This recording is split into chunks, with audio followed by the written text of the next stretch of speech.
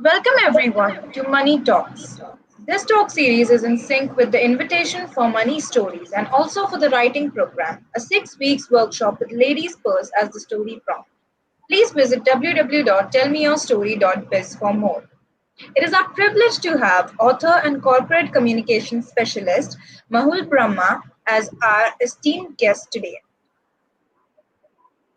Dr. Thank Mahul you. Brahma is a PhD and D.Litt. He is chief editor, luxury commentator, columnist, award-winning communicator, and brand expert, actor, filmmaker, painter, author of How to Communicate Strategically in Corporate World, the Luxe Trilogy, Decoding Luxe, Dark Luxe, and Luxe Inferno. He heads CSR Corp Communication, branding and publications Xavier of Tata Steel and Sale.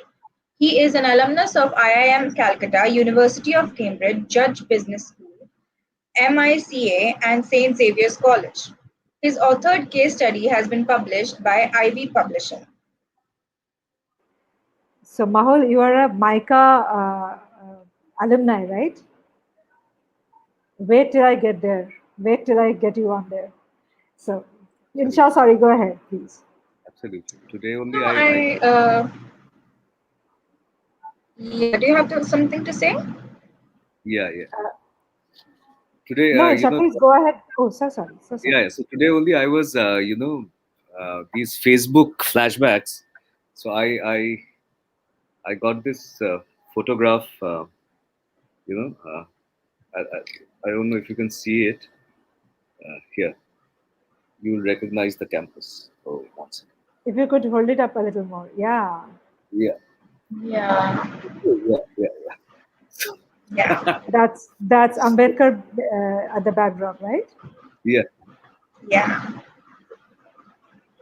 So, Insha, please go ahead. And Yeah. So the first question that I had for you is what are your thoughts on maintaining an open door policy in corporate communication? Uh, Can you elaborate on what do you mean by open door? I mean, what kind of do you mean between Sure. boss and a subordinate or organization wise an open door policy? If you can clarify on that, then I'll explain. Like amongst employees at different levels of the organization, like if a normal employee can talk to the uh, like head managers about their problems without having to go through a lot of formalities. So that's what I was referring to. Right.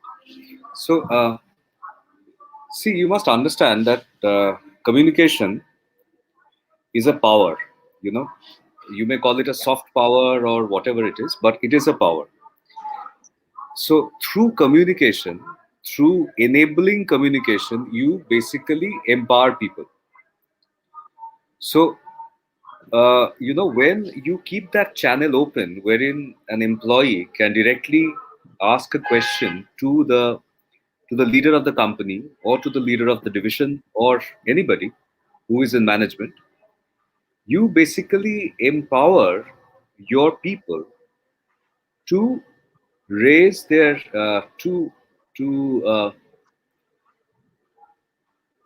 to raise their concern, to share their thoughts, to share their ideas, and that is a brilliant thing.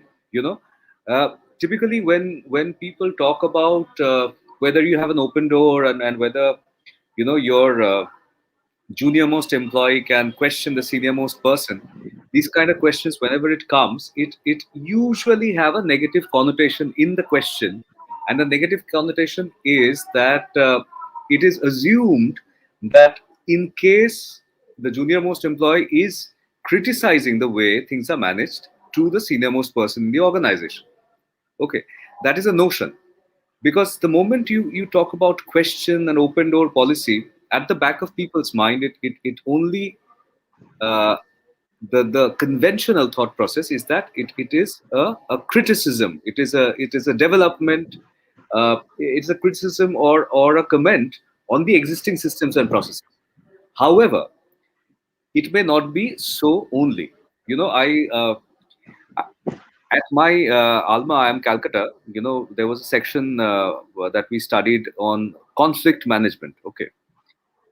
Now, my professor, used to ask me that, do you think conflict is good or bad? Now, the common notion that I also used to tell him that conflict is bad. We try to avoid conflict. So we figure out a path, we figure out a midway or whatever, so that we can deviate from this conflict zone. However, his thought is that without a conflict, you will not have an open discussion. This notion that conflict is bad, that needs to be moved aside. A conflict can be just an exchange of thoughts, and my thoughts can be 180 degrees on the other side. Similarly, in an open door policy, what exactly needs to be harped on is that the best of the ideas, the best of the ideas comes from completely unknown quarters. And they are the ones, the millennials, you are the ones who are powerful enough to bring a change, to bring an innovation, to bring dynamism in an organization. So if an organization aspires to be dynamic, to be innovative, to grow, they do not have an option but to keep an open door communication policy. Over. Yeah, I absolutely agree with you in that aspect. And it was wonderful the way you explained the entire thing. So, my second question for you is, would you say that COVID-19 crisis has revolutionized the use of telecommunications as a mode of communication in the corporate world? And do you think that this change, I mean, if there is a change, is it here to stay? What are your thoughts on that? I am not clear on the telecommunication part. If you can just explain, I was not. Like telecommunications and online portals, like you have your Zoom and all your meetings are being held over Zoom or Google Meet, and your communications are being happening through phone calls, etc. Right. So like in-person meetings have just lost meaning in today's society, like in the Right. pandemic time. Right. So do you So, think that this will continue after the pandemic is over? oh, um, see, the most interesting part about the pandemic is that the changes that has it has brought in are there are changes. Some changes are cyclical. So basically, there's an up and there's a down and there's a up again. Okay, so there's a up and down and a up again. So that's a cycle wherein it comes back to the previous level or falls to the previous level. This change that has been that the pandemic has brought about is kind of a systemic change. The implication of a systemic change is that these are primarily of irreversible nature. So when in 2020 we hit COVID in March, and we all started working from home, there were lockdown and all that, because of the duration of what has happened, people have started understanding the efficacy of the change that has happened. For example, because of this telecommunication that we have, that we are chatting. I'm in Calcutta. You're in Bombay. You're in Bombay. Yeah. Yeah, So I'm in Bombay. you're in Bombay. Okay. So this discussion would have had to wait till the time either you are in Calcutta or I'm in Bombay. However, we are having a beautiful discussion in real time, across two geographies, and it could have been Calcutta, Bombay. It could have been Geneva, Calcutta, anywhere. Okay, that is the beauty of it. Organizations have realized that work from home has actually resulted in a very dramatic savings in terms of the cost component in real estate. So there are many organizations, especially in IT, who have migrated to the work from home model for a longer duration and not dependent on the pandemic. So now we have a second wave and all that. But even if the second wave was not there, and by God's grace, if we see that the that the pandemic's grip on us is slowly loosening and it's out of the way in 2021. Even after that, organizations will continue with this model. Not all organizations, primarily technology, IT related organizations, because a lot of money is being saved through real estate. Offices are done away with. People are comfortable working from home. You have the best of the resources, which is agnostic of the geography.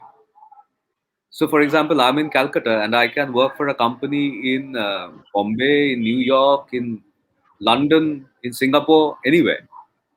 Earlier, I would have had to relocate to that place.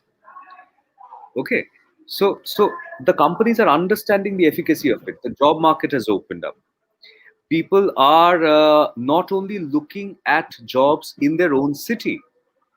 So if for example, for many people, especially in Calcutta, it is a very a very historic issue that people have to migrate, to other cities to find jobs, to find jobs which are well paying and in big companies and all that, because uh, of the lack of development in the city over the years, over the decades. Now, so many of the youth who have been educated here had to move out, for in search of a better livelihood. Now, today, you know, that problem is kind of uh, s- addressed, even in a small way, that people can sit in Calcutta and can work for any organization across the globe without having to migrate to any other city or state or country. So that's a huge advantage. People, it's not only the organizations, but people like you and me, we also realize the advantage of this. I had a TED talk from my home, at IIM Rohtak. So I didn't have to travel to IIM Rohtak, but nonetheless I could deliver a TED talk. I did my entire course last year online, which was a part online, part campus course, and we completed it. Exams, which were supposed to be in the campus, happened in in via Blue Jeans. Okay, there were presentations that were supposed to be given at the campus, but happened over Blue Jeans. Board meetings, wherein we had to so if boards usually have directors who are living in other states or even abroad, so they had to be brought in for the board meeting. Now that is happening online. So organizations, people, and everyone, they are realizing that the changes that have happened, you know those changes are systemic, irreversible, and and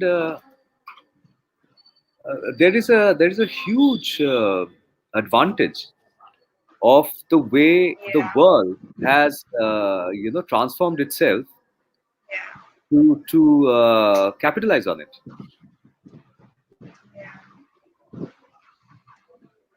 That was actually very insightful, like finding out how all of this helped during how all of these technologies developed during COVID-19 are very helpful to society in general. So my next question for you is, do you think that these principles of corporate communication that are mentioned in your book can be applied even outside of the corporate world? Like, do you think that the general public can also benefit from the advice in this book? Right. Uh, See, communication is universal. Okay. So, elements like empathy, elements like a good listening, which are very essential to communication, are universal. I have named the book as How to Communicate Strategically in Corporate World because uh, this is an area which is familiar to me, and the examples that I have used are primarily from the corporate world. However, the tenets of the principle or the principles that I have shared here are actually universal. So when you communicate, there has to be a little empathy in how you communicate. The more authoritative you get, the the more you will lose people.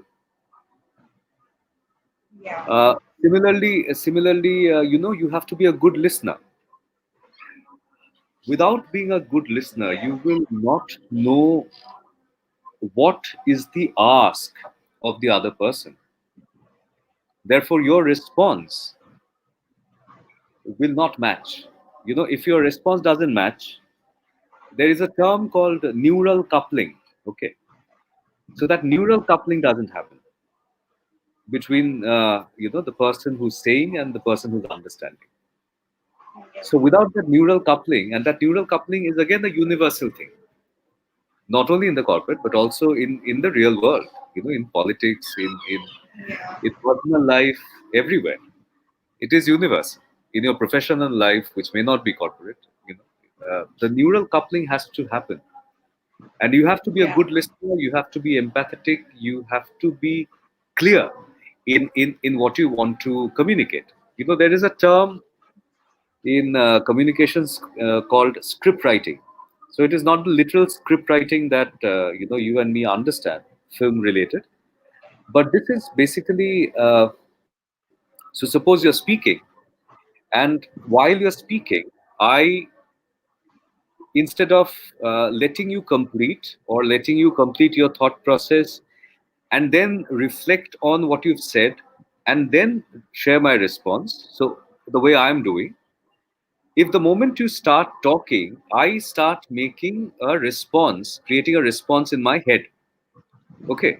So while I'm listening to you, I am not carefully listening to you because I am more interested in sharing my reply to you.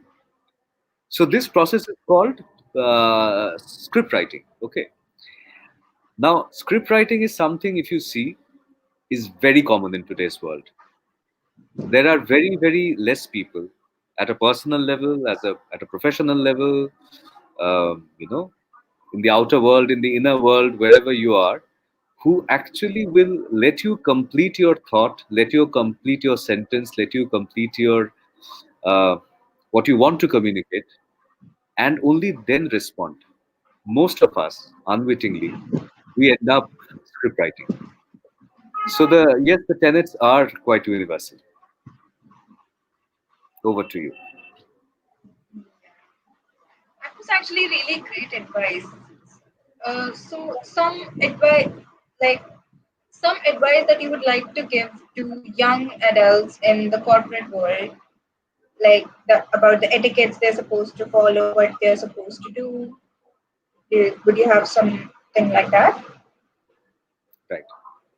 Uh, so uh, for the young adults, you are exposed to the corporate, and let me tell you something, that the corporate is not very kind. Okay.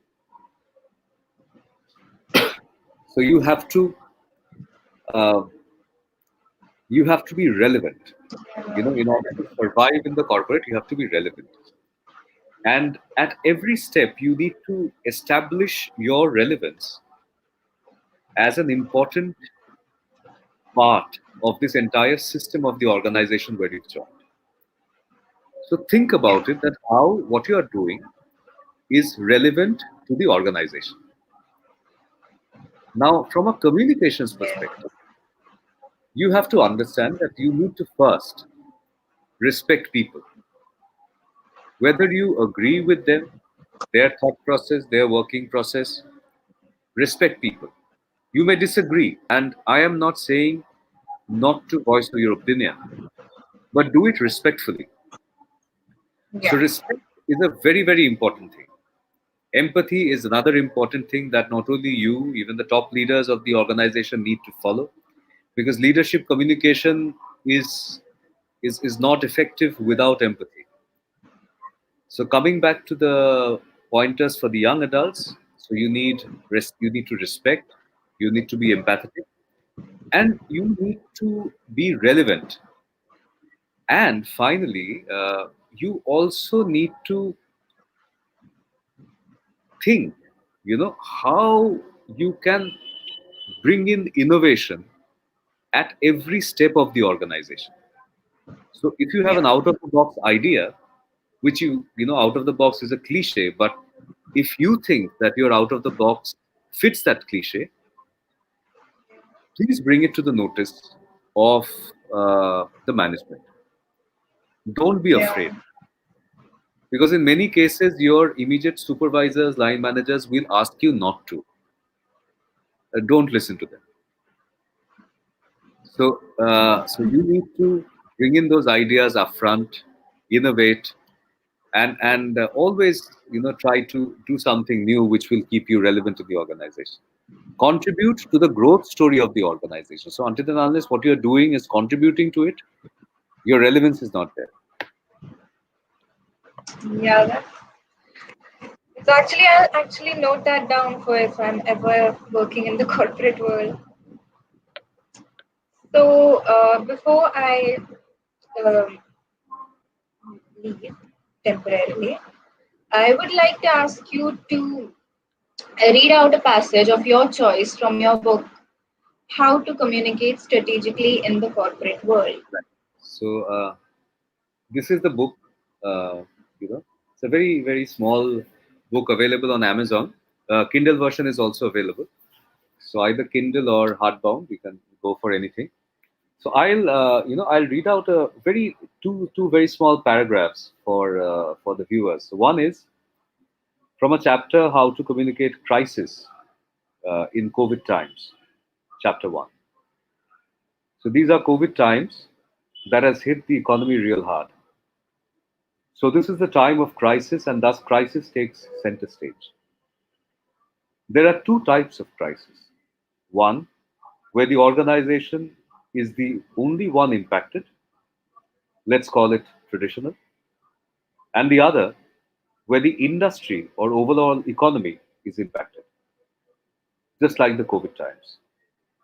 The latter is an opportunity and not a crisis. So this is one small bit, and another paragraph which I would like to read out is on the importance of empathy in leadership communication. So this is from a chapter 9, titled "How to Develop Humility in Strategic Leadership Communication." Historically, leadership communications have been crafted in such a way so as to make sure that they are authoritative and dictatorial. Commandments received from far above. This is a legacy from the royal communications of kings. Small wonder the role of strategy in leadership communication has never been so important earlier, because it has always been dictatorial for both inner and outer worlds, with the sole objective of exuding power. However, the objective of leadership communication is not to dominate or intimidate the inner or outer worlds, but to encourage an uninterrupted flow of information, even from the bottom of the pyramid. So that's exactly what I was talking about. That if you have a thought, if you have an innovation, don't be afraid to voice it. Make sure it reaches to the top. They may not like it, they may like it, it doesn't matter. Don't stop. Don't let their negative reaction hold you back. Okay, the organization will be grateful to you, believe me. So unlike those days, strategic leadership communication now needs to be more nuanced to meet the objectives of co-creation, shared vision, inspiration, information flow, and engagement among others. And it will never be complete without a dash of humility. And finally, just a small bit on chapter 2, which is how to create mythic value with communication. See, this is my idea, my thought process, and my research basically of using anthropology in communication. So, why are myths remembered over centuries? The secret is that a myth embodies contradiction. A myth lives on because it is a union of the opposite sides of the spectrum. So, you need to identify the attributes of a brand as well as the brand associations of the product and organization or even the person. Identify the opposites of these attributes. So, if one attribute is youthful, the opposite will be vintage. And now it is time to plot the opposites and identify the new window of opportunity, which is the unconventional window of opportunity. So it's the chapter elucidates on how you can use communication and add a mythic value to the communication. So that there is a long-lasting understanding of what you're trying to communicate. So Coral is here. I was just listening to your conversation with Insha, and I was literally enjoying it, especially the way she had questioned you about leadership and the open door communication thing. Uh, I would like to take you back to somewhere that you had probably started from, and that is MICA. Because when I saw your book, the first question that came to my mind was MICA is known for being extremely strategic, being extremely. It is a mass communications institute, and they train their kids well. From MICA to the book How to Communicate Strategically in Corporate World, what kind of unlearning have you had to go through?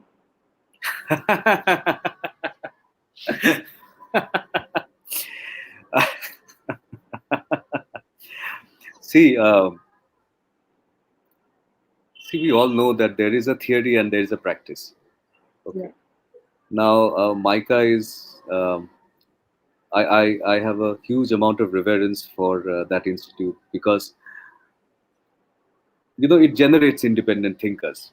And both for MICA and for I am Calcutta, in different in different areas, but Hmm. it does allow you to think independently. Hmm. And you know there has to be unlearning because it is like the deconstruction theory. It Yeah. deconstructs, constructs, deconstructs, constructs. So this learning experience, unlearning is an integral part of the learning experience. So until and unless you let go of certain things that you have learned, you will not be able to uh, make space for the new learnings. So I remember a Zen story that this very renowned philosopher had come to a Zen master, and he offered him tea. And usually, like all Zen masters, he was sitting silently in his home, and this gentleman came in and greeted him and sat, and he offered him tea. So there was a cup, and this guy had because of his background and all that. So he had come in with like filled with questions that he wanted to ask this Zen master, that about life and everything.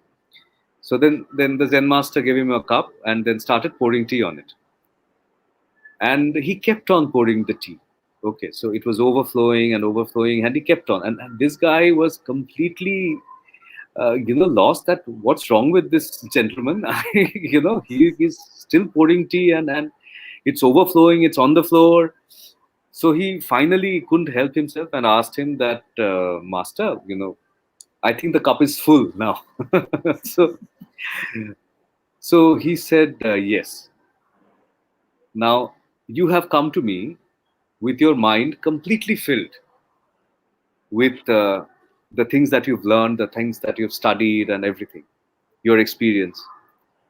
So if you really want to learn something from me, you have to let go of the entire thing. You need Mm. a khali cup. You need an Mm. empty cup. So if the cup is filled, whatever tea I pour on it, it will flow out. It will never reach the cup. So you have to empty the cup, and then only I'll be able to pour the tea in it. So, MICA, I'm Calcutta, very similar. There has been a learning and unlearning there. And Absolutely. I keep telling, I go to these universities and institutes and take sessions with the mass comm students. As a matter of fact, I'm taking a session, with a regular session with the University of Scranton, their mass comm students.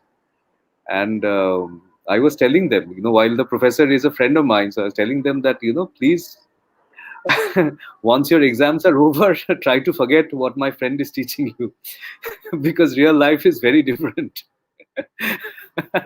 So these guys are, Sufyan kills me every time I say that, but it's a reality. Sufyan himself knows, you are an academician, and you also know that there are certain things we need to teach, because without that foundation you will not be able to uh, face the world, to make a decision that I have to unlearn this part and learn this part. To understand that, to be mature enough to take that call, you need that education, you need that training. True. That is very important. True. Something that I had been thinking about in the last few days since we spoke about this particular session is something that you briefly touched upon, the crisis aspect. And today, in the very pandemic situation, financial crisis is something that many people have gone through in many different ways. Some people have lost their jobs, some people have had salary cuts, and some people who were self employed at various levels, at the topmost socioeconomic brackets and also at the lowermost socioeconomic brackets. Different kinds of slashes has happened. And a financial crisis is a big blow not only uh, to the kind of practices that a family adopts, but also to the kind of psychological placement that a person has in his or her personal life, or professional life, or social life. In such a case, in such situations, the person cannot stop living, right? The person cannot stop hoping. Is there a way, is there a suggestion that you can make where a person still forces or manages to communicate in a way that talks about empathy, hope, and his needs without compromising on his dignity or without compromising on his self respect? So this is a very, very interesting aspect that you've touched upon, and believe me, I am no exception. My friends are no exception. People I know are no exception. People at the topmost level, people at the bottom of the pyramid, everybody is hit. Only the degree is different. I think uh, communication, yes, plays a very, very important part here. But more than communication, so communication is part B of the problem. Part A of the problem is a perspective. Hmm. So, my father always used to tell me that, you do not have a control on the situation. Hmm. The situation is a given to you. What life unfolds is a given to you. You cannot modify that. Okay. However, what you do out of it, that is the most important part, and that is in your control. So, whether you take the pandemic, take the hit, and use it as a learning opportunity to upskill yourself, to understand that what are the skills that are required post pandemic. I just answered a question wherein I said that there are certain skills which have come up, and those skills which will be relevant post pandemic. So are you upskilling yourself, taking this opportunity, so that when the pandemic is through, or in the tail end of the pandemic, you become a more employable person than you were before the pandemic. So basically, how much you are able to keep your relevance in the scheme of things of an organization, wherein an organization's growth story is something wherein you can contribute. So please understand, the organization is hit. So my this is a response to the part A of the problem, which is perspective. So the organization is hit. So it will only have people who have uh, taken on the onus as a core responsibility to stay relevant to the growth story of the organization. It is a time of survival. Also, it is a time of innovation. So if you are the person in the organization who is suggesting an innovative method, so for example, the person who suggested in an organization that let us do away with our branch office during the crisis in 2022, in 2020, and we will all interact, through this channel. And when things go back to normal, maybe end of 20 or 21, we can get a new lease of office. And for that 1 year, we will save on the reality cost. So that is the person who's relevant. That is how you make yourself relevant. Your perspective changes. You're not thinking that my company will shut down my branch, but that is the first thought that comes to your mind. But then you calm yourself down and relook at it, and you suggest to your organization that why don't you do away with the branch? You will be able to save X amount of money for 12 months, and if it continues for 24 months. And in the meantime, the people of the branch can be made available for the other branches, for the headquarters, because now the system is all connected and we are all doing a telecommunications thing. So that is part A of the story. Part B of the story is ingrained in the perspective. So when you have clarity, when you have clarity, and when you have you know uh, clarity, and when you are able to get the fresh perspective of what you are doing with the situation, then the communication will flow very easily. So as I said, that do not request your instead of requesting to your organization that please do not shut our branch, you will communicate something which will be helpful to the company in saving money in a dire strait, in a dire situation. So it is it is at that point of time that your perspective leads to a better communication. And imagine to a company which is basically running to protect its bottom line, or to stay afloat. If I get a request that please, there are 10 people in the branch, please do not shut down the branch, one letter, and another letter that if you do away with the real estate, you're going to save this amount of money, and the existing resources of this branch can be allocated to different other branches and headquarters, and therefore we will be able to be more productive and fight the pandemic together. This is the communication difference that you need to bring in. This comes from a perspective difference. On the other side, for leaders, this is the time to tell people that you care. And I'm not talking about charity, because in corporates there is no room for charity. Charity is not viable for an organization to run. That's why CSR is a 2% of the average bottom line. So you make profit, you give part of it to CSR. So there is a viability that you're going to do it year after year, and your focus will remain on the bottom line with a social consciousness.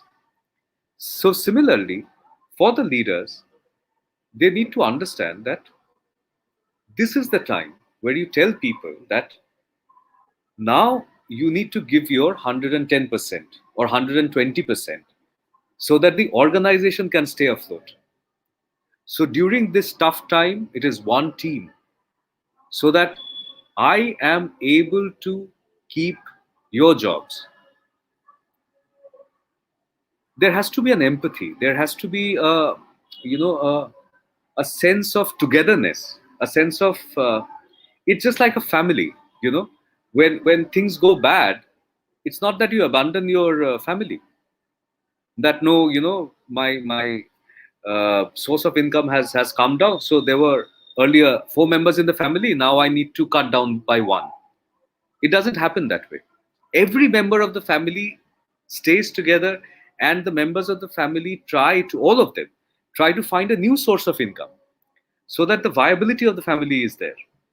But that sense of family, creating that sense, is through the empathy of the leader, and the empathy is showcased through communication. Mm. How the leader is approaching the team, how the leader is approaching the people in general, addressing them. Mm. Are they is he or she scaring them that I'm going to take up your job because of these situations, or is Mm. he saying that help me keep this company afloat Mm. and help me keep the jobs of so many people, and the organization will be grateful to you. So this is how communication basically makes a difference in the way you approach the same problem. The problem remains the same, but the solutions are different. Very true and fabulous insights you have shared. One more question that I had in my mind is the situation of layoffs. When that happens, fortunately, unfortunately, intentionally, unintentionally, when that situation comes, layoff is something that when if I'm laid off and if I have to go and seek job in the next organization, and they at times in the interview table, they at times try to test the tenacity or the Yes, yes. mental strength of the person by asking that very Very, uncomfortable, it's unpleasant a question. uncomfortable question. Yes, yes.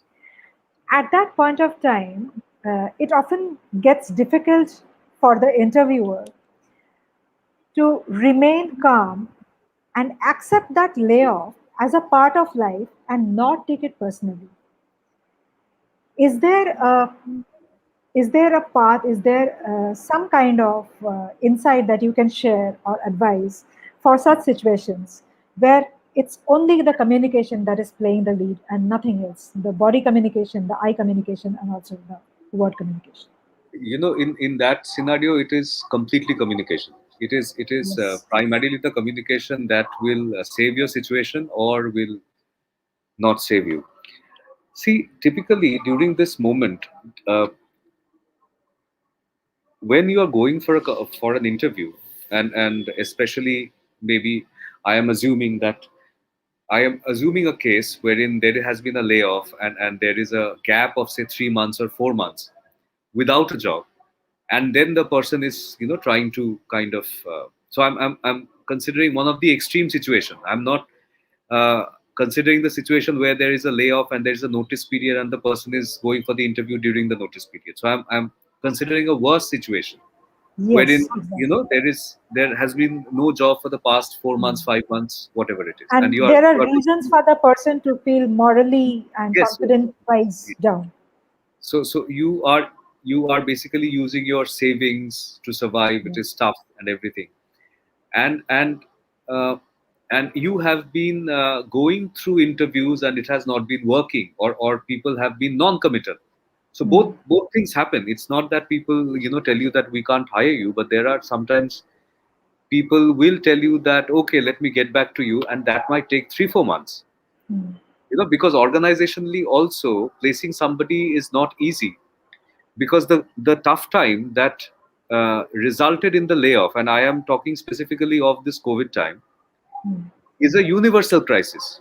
Mm. So the organizations also where this gentleman or this lady is going for the interviews are also facing the same tough situation. So it is possible that there may have been layoffs there as well. Mm. Okay, so it is tough. It is very tough. Okay, I mean, there is no doubt about it that it is, it can be, I can ease Unnerving. it. I can't ease it. It is a very tough, challenging situation. Whether you are alone, or you are facing, or you have to support a family. In both the cases, I'm not saying that if you're alone, it's not a challenge. It is equally a challenge. So it is a challenge in every case. Even if you are not the prime earning member of the family, even then it is tough. Yeah. It is tough in any situation that we can conceive of. Okay. However, the thing is, in an interview, you have to understand that they are not here to solve your problem. Yeah. If you are jobless, that is your problem. If no company has hired you, and these, I apologize for being very blunt, and because unless I am blunt, you will not understand what needs to be done. Yeah. So if I were to hire you, I will not hire you to because you are in trouble. I will not hire you because you're not able to, support your livelihood or your family's livelihood. I am here to hire you because I have a problem, and to solve that problem, I need somebody at a, at the optimum cost. Okay. So how will you? So when you go for an interview, how will you make sure that the interviewer understands that you are the solution? So first perspective is that instead of talking about how desperately you need the job, try to focus on, just keep that desperation aside. Okay. So that, try to first focus on the skill set that you have, which is relevant to the problem that a person in your position would be solving in that organization. So see, we are all hired to solve some problem, generate some revenue, so that as a system, the organization grows. Okay, Sustains. Yeah. sustains. So and sustains is the right word at this point, because it is about sustainability. During this time, you just need to survive. So you are here to solve somebody else's problem.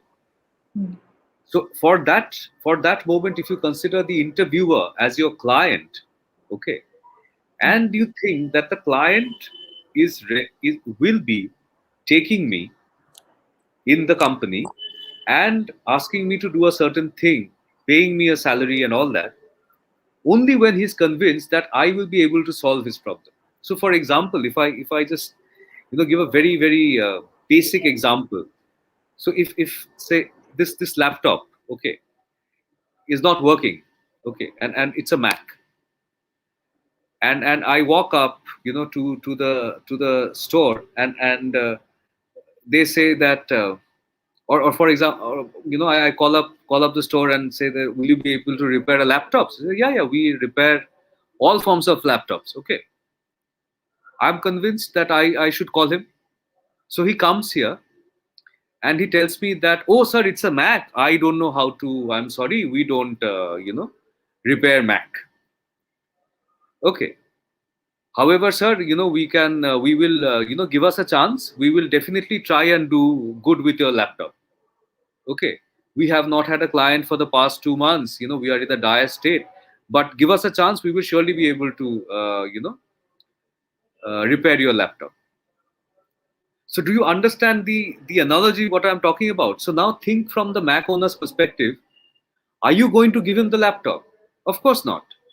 It doesn't matter if he has not got clients for the past 2 months, or he's going to try his best.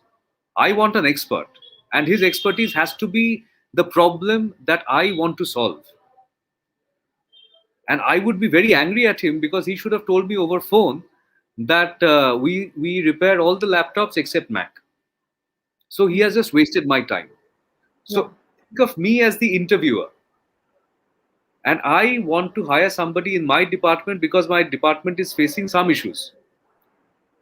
Now it is your job to understand that, because I will assume that you will go for a job interview in a similar position as you were. So you would understand the intricacies of that role, and you will tell him that, sir, A, B, C, D, So these are my skills. This is my area of expertise, and this is what I've been doing for this organization, which I think will be relevant for your organization and all that. Now I'm coming to your question. So once that connect is established of relevance, okay, that I am relevant to your problem, I am a relevant solution to your problem, then the interviewer is already in a state where he will not poke you. Okay. The reason he's going to poke you is because he wants to get you at a cheaper cost, because you're, and I am being very blunt, please understand. Yes, please, My please go ahead. apologies if I am if I'm not here to hurt anybody, but I'm here to give clarity to people so that it can be of help to them. Yeah. So the only reason, so now when you have been when you are able to establish your relevance to the interviewer, the only reason he's going to poke you that so why did you leave this company 4 months back? So then you will be forced to say that there has been some downsizing, and therefore they shut down my department, and we had to move on. Okay. So for the past 4 months, you haven't been able to get a job. So did you give interviews? So you would say yes, I did, and then they're going to ask, so why do you think that they haven't hired you all this while? No company has hired you, and why should I hire you? Now please understand, these are the questions which are asked to basically negotiate on your salary. So clearly the salary that you are drawing, so that you don't end up asking the same salary, these questions are asked to put you on a back foot. Now, these questions have very different answers for everybody, and prepare the answer that you are comfortable saying. Nobody can teach you these answers. So prepare the answer you are comfortable in saying. But tell them that you have upskilled yourself, you have used this opportunity. You've done an online course on, say, analytics, or on, say, communication, or on, say, developing a soft skill during the course of these 3-4 months. So the professional that was there while he was laid off, and the professional standing at this point of time, he's a more upskilled professional that is talking to you, sir. And it's a great opportunity that I had, and I have been working continuously for the past, say, 15 years, 10 years, 20 years, and this has given me a great time to think that I need an urgent upskilling. So I upskilled myself. So I was focused on upskilling, so that once I'm comfortable with the skills that are required for my job, then I would approach people. And yes, I'm in talks with other companies, and they are in consideration, but I personally would want to work with you or with company X, because of ABC reason. So that is that is my solution for that problem. Right. That's again another very insightful answer that you have provided. And finally, one last question on your book.